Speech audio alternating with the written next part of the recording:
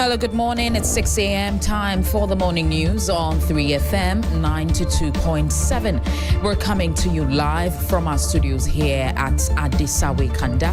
My name is Christabel Success Trevor. We're also streaming on YouTube, on Facebook, and also on X at 3FM 92.7. Coming up this morning, police in Medina arrest six suspects following a shooting incident at the Christo Asafo Church in Domekwabenya. The incident left former Member of Parliament Sarah Ajwa-Sappo with gunshot wounds.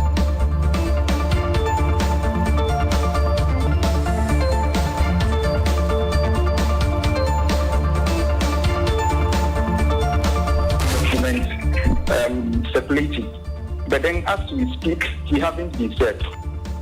Also, Education Minister and MP for Tamale South, Haruna Idrisu, assures family of investigative journalist Ahmed Swale that his murderers will be found very soon. The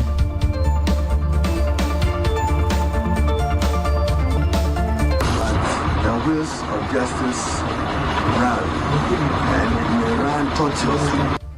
And much later, residents of Samreboy in the Amenfi West municipality of the Western region counts their losses after devastating floods displaced thousands of people.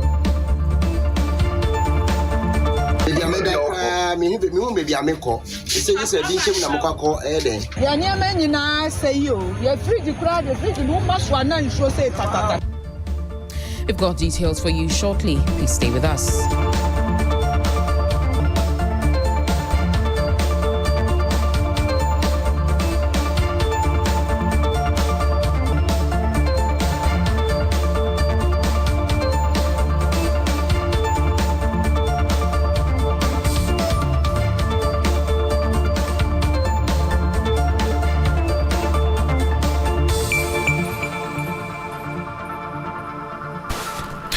Thank you for staying with us here on 3FM. Now, police have arrested 6 suspects for their alleged role in the shooting incident at Christo Asafo Church, which has left former Domekwabenya MP Sarah Ajwa-Sappo with a gunshot injury to her ear.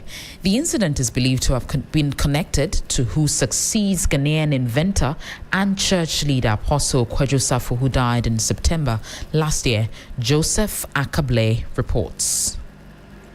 There is currently a legal action at the High Court seeking to block the installation of Israel Codjoe Sappo, son of the late Apostle Codjoe Sappo, as leader of the Christo Asafo mission. Despite the writ being filed on Friday, June 19, the ceremony took place on Sunday, June 21, 2026. Sarah Ajwa-Sappo, daughter of Apostle Codjoe Sappo and former MP for the Domekwabenya constituency, is said to have visited the place. It is unclear what caused the ensuing chaos, but eyewitnesses recount hearing multiple gunshots. The former legislator suffered a gunshot injury to her ear, causing her to require medical attention. Police say the matter is under investigation. Israel Codjoe Sappo, who addressed the gathering after the ceremony, called for unity. If you are taking a shower and a madman picks up your cover cloth, you don't have to run after him, else you'll be seen as the mad one. I'll plead for unity, togetherness, and love. That is what was used to nurture the church. Let's remain together, but let's be vigilant. It's time for courage. I will support you. Support me and pray for me as well.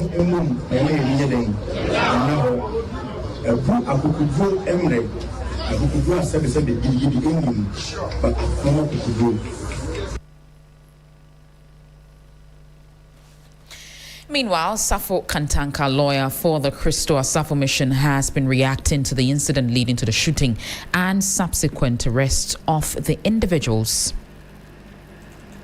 Yes, we have. Yes, it's true. We have cited such court documents separated. But then as we speak, he haven't been said. If you should have a critical look at our constitution indicates that when you have a dispute, there are bodies in the church who see to the resolution of those disputes. And there are, I think, 2 major bodies in the church. We have a National Dispute Resolution Board, which is currently currently constituted. So when there's any dispute, any aggrieved member can take up the dispute resolution aspect and then maybe appear before the dispute resolution board. I contacted them. Nobody has ever appeared before them. You just heard that the voice of the lawyer for the Christo Asafo mission, Safo Kantanka.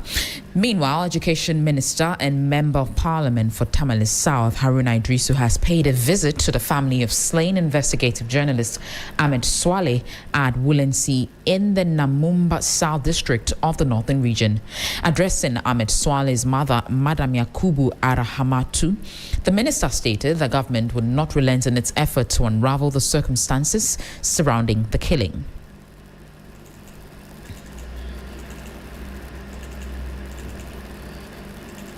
Said that the Lord delays brings evil and the Lord delays brings wickedness, but the wheels of justice run, and it may run tortuously, but in its end it will serve the ends of justice. We are still profoundly optimistic, and to state with emphasis that God's justice is worth the wait, and God's justice in the pursuit and hands of government is worth pursuing. Haruna Idrisu is Education Minister. Now, the people of Samreboy in the Amenfi West municipality of the Western region have been left in a state of shock after thousands of people were left stranded following torrential rains. The Samre and Tanut rivers, once the lifeblood of this community, burst their banks. My colleague Irama Smith was at the scene.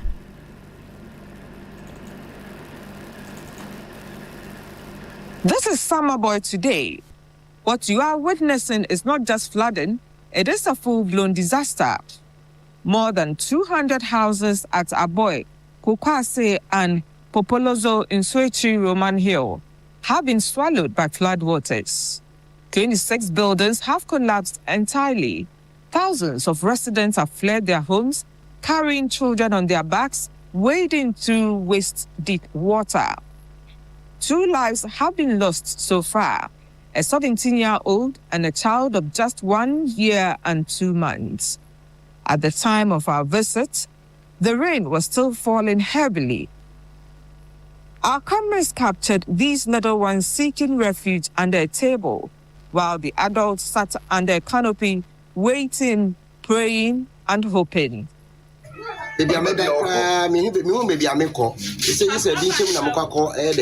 Our Codjoe kakra. Inti isi aye die abani die minyamwa ise moboame. Ya nyama nyina say yo, ya fridge kura the fridge no maswa na nsuo say tata. Ya nta be say hatale ya shemi. Omo ya de aban be bo ya yo na say de sama boy ya to ye no. Tell say no de gale ni ntina mbele ye. Ketenketi ni enya ya nsu edi. Mo mama de na mo mebo aye ni ye bele. How did this happen? The residents of Samreboy have a clear answer, and it is written in the scars of their land. First, and by far the largest contributor, is illegal mining, galamsey. For years, excavators have clawed at the riverbanks, stripping the land of its protection. The Sama and Tano rivers have been silted, their channels narrowed, their capacity to hold water destroyed.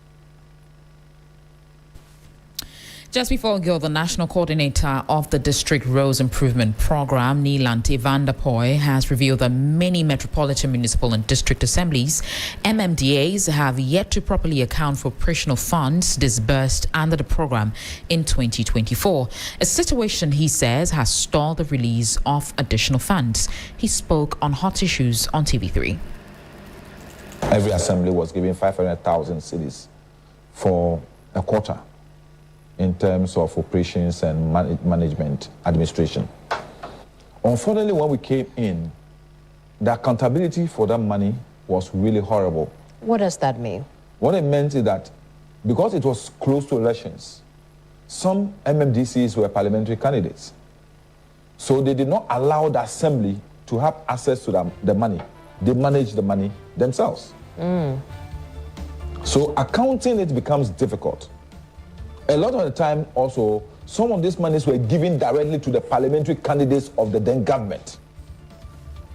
Before we go, the National Council of Parent-Teacher Associations has fully endorsed the Ministry of Education and GES directive banning extravagant, profit-driven graduations in pre-tertiary schools. According to the association, this is not a fight against celebration. It is a fight to restore the soul and purpose of schools. A statement released last night and signed by General Secretary Gabson Kofi Raphael called for a return to institutional and communal ethics, whilst demanding that there should be no gowns, no vendors, no extra charges beyond approved PTA dues. It also demands that schools should replace catwalk with cultural displays, Bible and Quranic readings, Ghanaian proverbs, and TVET skills demonstrations. That'll be it for the morning news on 3FM 92.7. You can log on to our website, 3news.com, for more stories and updates. My name is Christabel Success Trevor. Business is up next on Sunrise.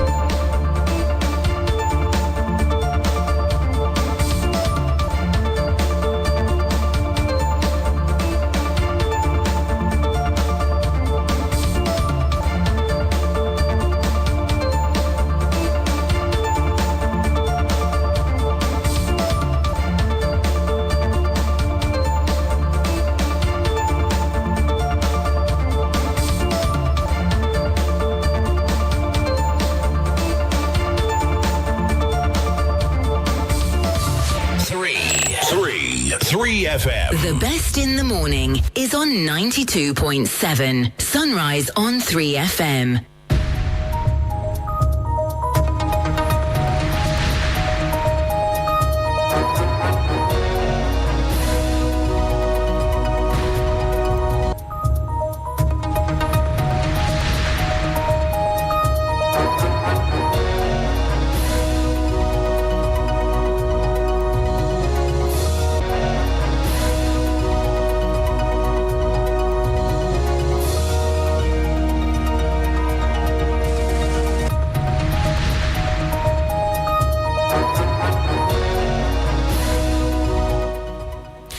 Good morning and welcome to the business news on Sunrise. Coming up this morning, Government of Ghana suffers Treasury bill under subscription in tender 2012 as investors offer 4.2 billion cedis against 5.27 billion target. Also in this bulletin, civil society organizations convene in Ada to push for scaling up Ghana's underutilized salt industry. Expansion of the salt project in the basin over here, I think it stands out as one of the world's best ponds for salt production. Alongside countries like Brazil, they can serve the world with good salt. In Africa, I think it stands as the best quality salt from Songola. Plus, Ghana's emerging auto industry faces threat as removal of crucial value-added tax exemption spikes prices and slows local production. I am Christabel Success Trevor. Will bring you details of our stories very shortly. Please stay with us.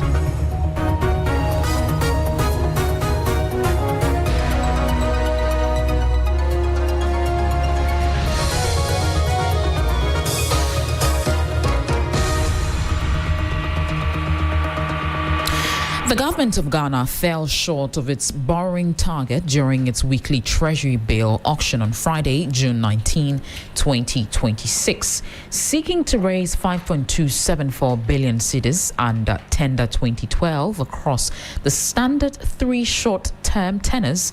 The state suffered an undersubscription of 1.067 billion cedis that abruptly broke a 2-week streak of oversubscriptions. The following 3 Business News Desk reports has more. Domestic investors offered a total of 4.206 billion cedis, desperate for liquidity to support fiscal operations. Government chose to accept 4.206 billion cedis. That is 100% of the bid standard, even though it meant leaving a major funding gap. Subscription rate was 79.77%,